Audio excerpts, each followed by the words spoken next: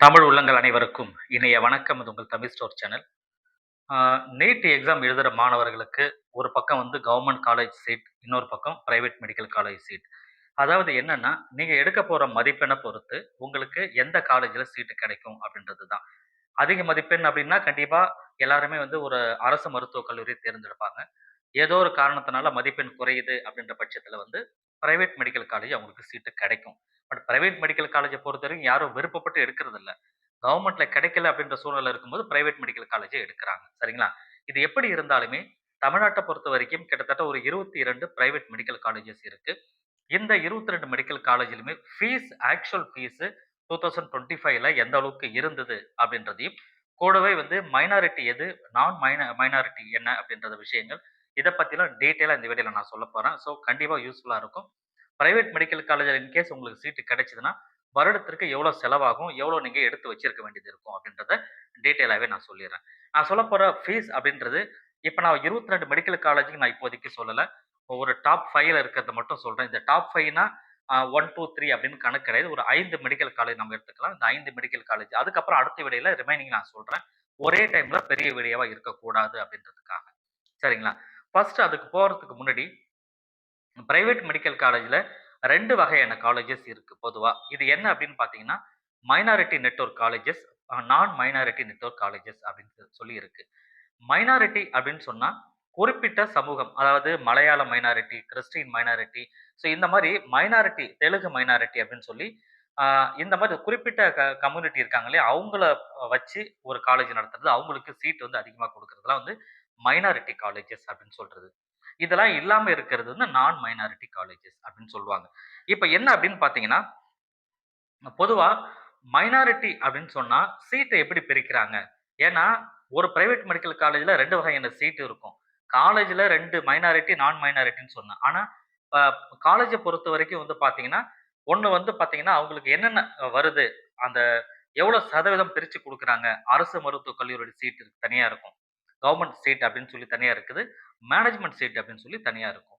இந்த கவர்ன்மெண்ட் சீட்டுக்கு மைனாரிட்டி காலேஜ பொறுத்தவரைக்கும் 50% குடுத்துருவாங்க.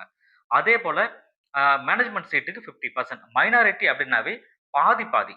எவ்வளோ சீட் 100 சீட் இருக்குன்னா 50 கவர்ன்மெண்ட் காலேஜுக்கும், அதாவது கவர்ன்மெண்ட் சீட்டுக்கும், ரிமைனிங் இருக்கிற 50 மேனேஜ்மென்ட்ல ஃபில் பண்ணிப்பாங்க. அதுவே நான் மைனாரிட்டியா இருக்கிற பட்சத்தில, இப்ப நான் மைனாரிட்டி அப்படின்னா 65, 35 அது 65% 65% கவர்ன்மென்ட்க்கு குடுத்துருவாங்க. கவர்ன்மென்ட் சீட்டு போயிடும். ரிமைனிங் இருக்கிற 35% தான் வந்து அந்தந்த மேனேஜ்மென்ட் சீட்டுக்கு ஃபில் பண்ணுவாங்க. மைனாரிட்டி காலேஜா இருந்தாலும் சரி, நான் மைனாரிட்டியா இருந்தாலும் சரி. மைனாரிட்டினா 50, 50. நான் மைனாரிட்டினா 65, 35 அப்படின்னு சொல்லி பிரிச்சுருவாங்க. சரிங்களா? இதுதான் வந்து நார்மலா நடக்கிறது.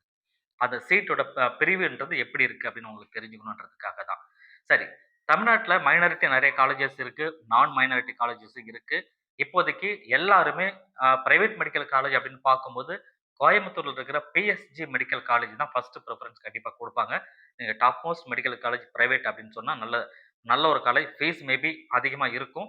பட் அதிகமா இருந்தாலுமே அந்த காலேஜ்ல சீட்டு கிடைச்சா, நம்ம லைஃப் நல்லா இருக்கும் அப்படின்னு நினைக்கிறேன். இப்ப எப்படி ஒரு கவர்ன்மெண்ட் காலேஜ் நம்ம எடுக்கிறோமோ, அதுக்கு நிகரான ஒரு அதிக இன்ஃப்ராஸ்ட்ரக்சர் கொண்ட நல்ல ஒரு காலேஜஸா எல்லாராலும் பார்க்கப்படுறது அந்த பிஎஸ்ஜி அப்படின்னு சொல்றது. ஸோ இந்த காலேஜ பொறுத்தவரைக்கும், அந்த காலேஜ்ல உங்களுக்கு இன்கேஸ் சீட்டு கிடைக்குது அப்படின்னு சொன்னா, வருடத்திற்கு கவர்ன்மெண்ட் சீட்டுக்கு நான் சொல்றது வந்து பார்த்தீங்கன்னா, கவர்ன்மெண்ட் சீட் அப்படின்னா, கிட்டத்தட்ட அ கவுன்சிலிங்ல நீங்க கவுன்சிலிங் மூலமா உள்ள கவர்ன்மென்ட்டோட கவுன்சிலிங் மூலமா உள்ள வரீங்க இல்லையா? TN medical selection dot net. அந்த அ கவுன்சிலிங் மூலமா உள்ள வரும்போது கவர்ன்மென்ட் சீட்ல உள்ள வந்துர்றீங்க. அது வந்து 8.6 லேக்ஸ் கிட்ட வருது பெர் இயர்க்கு. சரிங்களா? அதுவே மேனேஜ்மென்ட்ல போய் நீங்க சேர்றீங்க அப்படின்னா, நைன் 19.2 லேக்ஸ் 19.2 லட்சம் ரைட்டுங்களா? கிட்டத்தட்ட 19,20,000 இது வந்து பார்த்தீங்கன்னா, மேனேஜ்மென்ட் சீட்டுக்கு கலெக்ட் பண்றாங்க. இது overall mess, transport and hostels எல்லாமே சேர்த்து ஓவராலா கிடைக்கிறது. இதுல கொஞ்சம் வேரி ஆகும். கொஞ்சம் முன்ன பின்ன இருக்கும். ஆ பொதுவா கவர்ன்மெண்ட் காலேஜ்ல டியூஷன் ஃபீஸ் அப்படின்றது ரூ. 4,50,000 அது உங்களுக்கு தெரியும். இந்த ரூ. 4,50,000 கூட இன்னும் ஒரு ரூ. 4,00,000 கிட்ட சேருது. அப்ப கிட்டத்தட்ட ரூ. 8,00,000 கிட்ட கணக்கு வந்துரும் பெர் இயர்க்கு. நீங்க இந்த பிஎஸ்ஜில போய் சேர்றீங்க அப்படின்ற பட்சத்துல. அதுவும் கவர்ன்மெண்ட் சீட்ல போறீங்க அப்படின்னா. கவுன்சிலிங் மூலமா போறீங்கன்னா இந்த கண்டிஷன். நீங்க மேனேஜ்மென்ட்ல போறீங்கன்னு சொன்னா ரூ. 19,00,000 கிட்ட வந்துரும். ரூ. 19,20,000 சரிங்களா? இது 1. இங்க சீட் நம்பர் ஆஃப் சீட் எவ்வளோ இருக்கு அப்படின்னு பார்த்தீங்கன்னா, 250 சீட் இருக்கு மொத்தம். இந்த 250ல இது வந்து மைனாரிட்டியா, மைனாரிட்டி காலேஜ் தான் பார்த்தீங்கன்னா, இது வந்து நான் மைனாரிட்டி காலேஜ். அப்ப நான் மைனாரிட்டி அப்படின்னு பார்த்தீங்கன்னா, 65% கவர்ன்மெண்ட் கோட்டாக்கு போயிடுது. ரைட்டுங்களா? கவுன்சிலிங் மூலமா வர மாணவர்களுக்கு சீட்ட ஃபில் பண்ணுவாங்க. ரிமைனிங் இருக்கிற 35% மேனேஜ்மென்ட் சீட்ல ஃபில் பண்ணிப்பாங்க. சார் அதே போல கேஎம்சிஹெச் கோயம்புத்தூர். இந்த கேஎம்சிஹெச் கோயம்புத்தூர் வந்து பார்த்தீங்கன்னா, 150 சீட் இருக்கு. 150 இது வந்து பார்த்தீங்கன்னா, இதுவும் நான் மைனாரிட்டி 65, 35ன்னு சொல்லி பிரிச்சுருவாங்க சீட்ட.